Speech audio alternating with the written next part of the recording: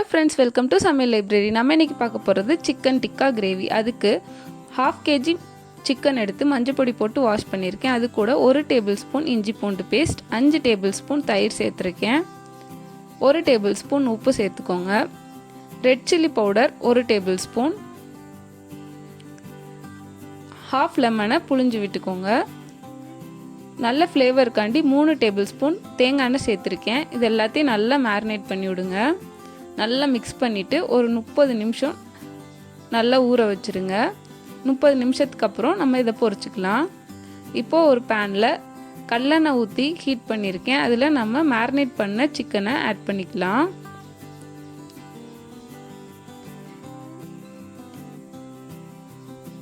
இதை ஆட் பண்ணிவிட்டு இதை ஒரு 5 மினிட்ஸ் நல்லா லோ ஃப்ளேமில் வச்சு ஷாலோ ஃப்ரை பண்ணி எடுத்துக்கோங்க. ரொம்ப டீப் ஃப்ரை பண்ணக்கூடாது, லைட்டாக வேக வச்சு எடுத்துக்கலாம்.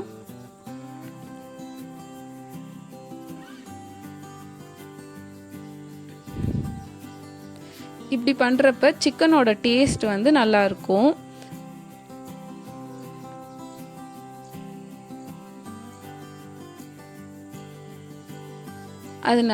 அது வந்து ரொம்ப ஃபுல் குக்காகவும் ஆகக்கூடாது, ஹாஃப் குக்காக ஒரு 45% வந்து குக் ஆகிற ஸ்டேஜில் நம்ம ஸ்டவ் ஆஃப் பண்ணிவிட்டு சிக்கனை எடுத்துக்கலாம்.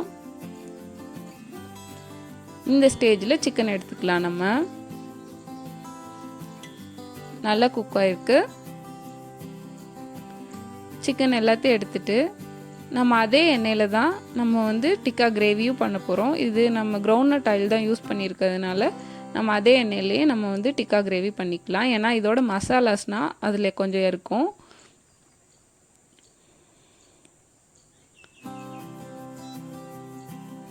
இப்போ நான் 3 பெரிய வெங்காயத்தை நல்லா சின்னதாக நறுக்கி வச்சுருக்கேன், அதை சேர்த்துக்கலாம்.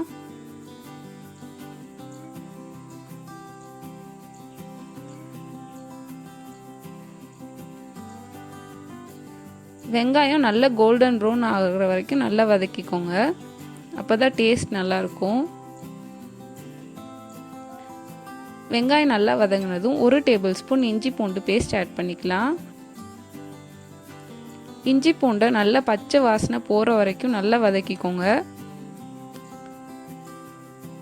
இதுதான் மெயினாக முக்கியம். இஞ்சி பூண்டு போட்டோன்னே தக்காளி போட்டோன்னா அது வந்து அந்த பச்சை வாசனை வந்து அதே மாதிரி தான் இருக்கும். நீங்கள் என்ன தான் அடுத்து வதக்குனாலும் அந்த பச்சை வாசனை போகாது.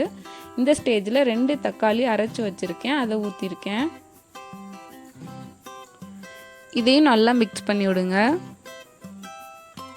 தக்காளி அரைச்சி சேர்க்குறப்ப உங்களுக்கு கிரேவியோட கன்சிஸ்டன்சி நல்லாயிருக்கும், டேஸ்ட்டும் நல்லாயிருக்கும்.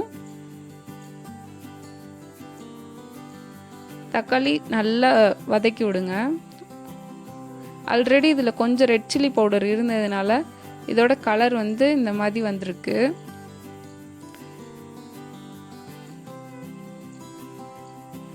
நல்ல ஸ்மெல் வருதுங்க.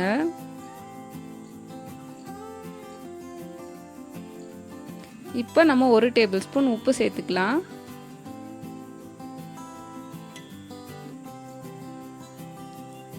அது கூட 1 டேபிள் ஸ்பூன் தனி மிளகாய் பொடி சேர்த்துக்கலாம்.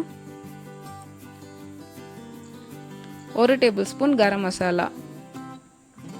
இது 3ஐயும் சேர்த்து நல்லா மிக்ஸ் பண்ணி விடுங்க.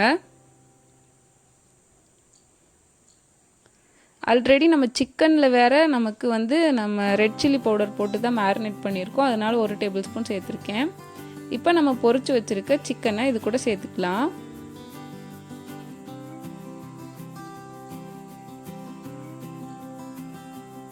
இது கூட நம்ம வந்து ஒரு 1/2 கப் தேங்காய் பால் சேர்க்க போகிறோம். அப்போ வந்து இது இன்னும் நல்ல ஃப்ளேவர் வந்து நல்லா கூட்டி கொடுக்கும். ப்ளஸ் வந்து டேஸ்ட்டு நல்லாயிருக்கும், வாசனையும் நல்லாயிருக்கும்.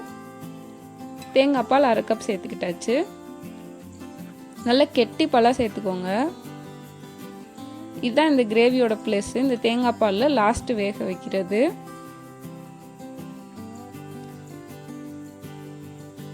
இது ரொம்ப சூப்பராக இருக்குங்க, கண்டிப்பாக ட்ரை பண்ணி பாருங்கள். நார்மலாக நம்ம வீட்டில் இருக்க பொருள் வச்சு தான் நம்ம பண்ணியிருக்கோம்.